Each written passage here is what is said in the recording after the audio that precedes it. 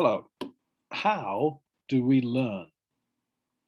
This is a question, of course, very interesting to you, but also to me as a teacher. I want to know how people learn so I can teach better. And I saw a blog post, excuse me, um, and it was talking about the tree of knowledge. And this is an idea if you imagine a tree. Okay, so imagine you have a tree. The main part of the tree is called a trunk, right? You have the trunk. Then you have branches that come out. From the branches are very small pieces of wood called twigs. And on the very end of the twig is a leaf. Now, if you imagine that uh, your tree is a metaphor, like an image. It's an image of how we learn. The trunk is, I've written down here, the most basic ways. Let me zoom in. The trunk is the most basic ways you understand the world. So it depends what we're talking about, but I'll come back to that. The branches are related general ideas of subjects. And then twigs are very specific things, and the leaves are where you learn brand new things, right? So the idea, the trunk is the most basic things. For example, if you are hungry, you should eat, right? That's a trunk. We all know that. We don't even need to explain it. It's so obvious. Well, that's your basic knowledge. Then branches from that. Okay, therefore I need to cook food. So you have a knowledge of cooking, right? Then twigs. Okay, more specific things. Okay, I know how to make shepherd's pie or English roast potatoes and chicken. Can you tell I'm hungry when I'm recording this? So there's your twigs, more specific things. And then leaves, the latest, maybe not fully understood ideas to you. So maybe I get a new recipe. Oh, here's some Thai chicken curry. This is brand new. Well, it's related to the chicken. I've had chicken before, but I'm not sure if I understand how to make it. So I need to follow the recipe. Okay, so there's the image. Trunks, branches, twigs, and leaves. Now, the idea is that this is maybe how we learn. Is like a tree. And what does that mean? Some key points. Number one, new learning only comes at the leaf level. You can't just learn a new trunk from nothing.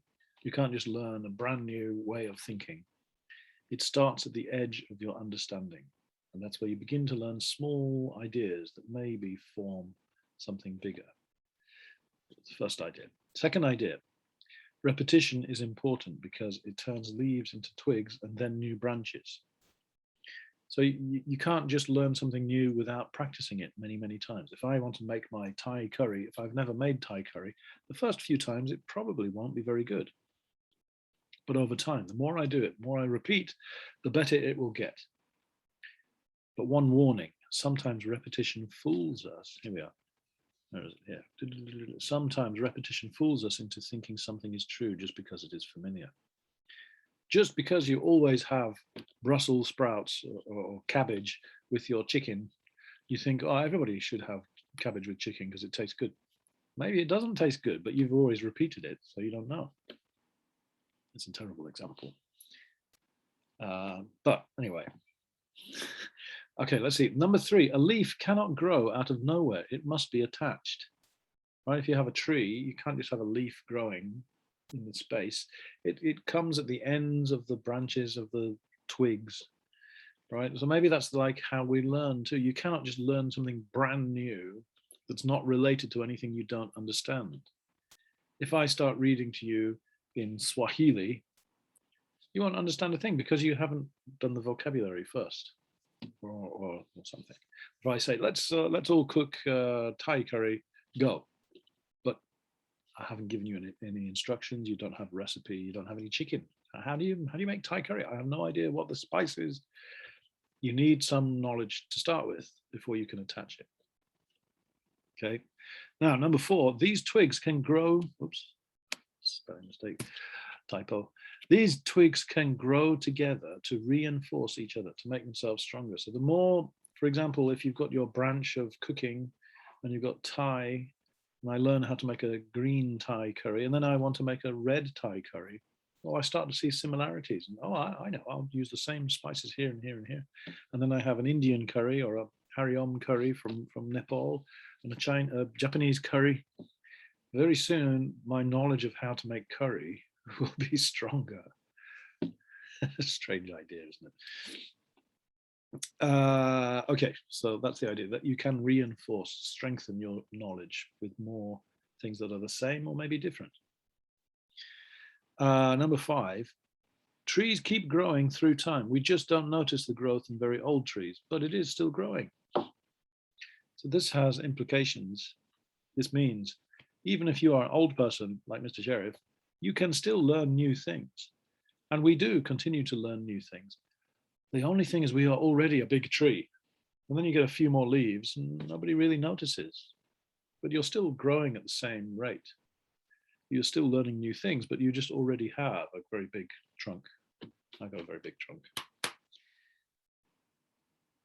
Interesting. I don't know. So, we'll see. Okay. And then number 7, if you want to learn from others or teach other people, there's a whole branch system you have to build up before you can really empathize. Empathize is understand each other.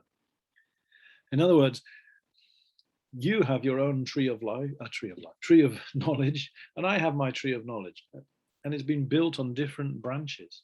If I want to understand you and you want to understand me, we have to build a connection before you can get to the interesting stuff. Because it's like if you imagine if you cannot speak any English and I start speaking English to you, it'll be difficult. Well, you can speak English. Swahili, if I start speaking Swahili, you don't have the vocabulary, you can't communicate. So it just makes no sense. You haven't built up the branches.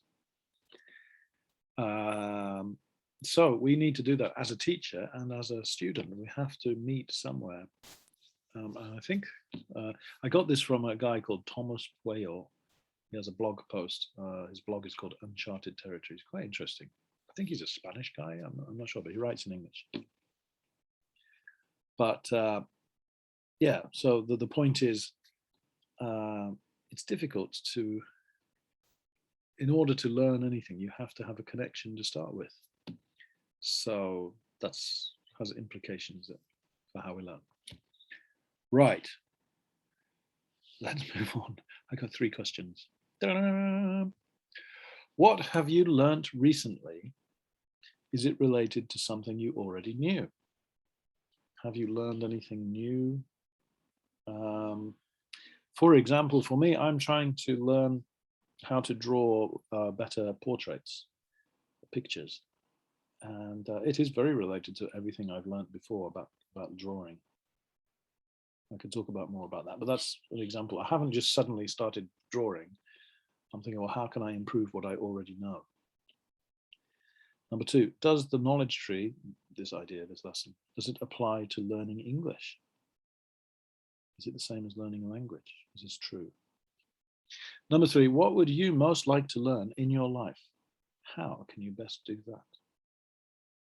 Wow, you tell me, and we'll discuss it when I speak to you next. And we'll see. Okay, thank you very much, and good luck learning your tree or something. Okay, see you soon.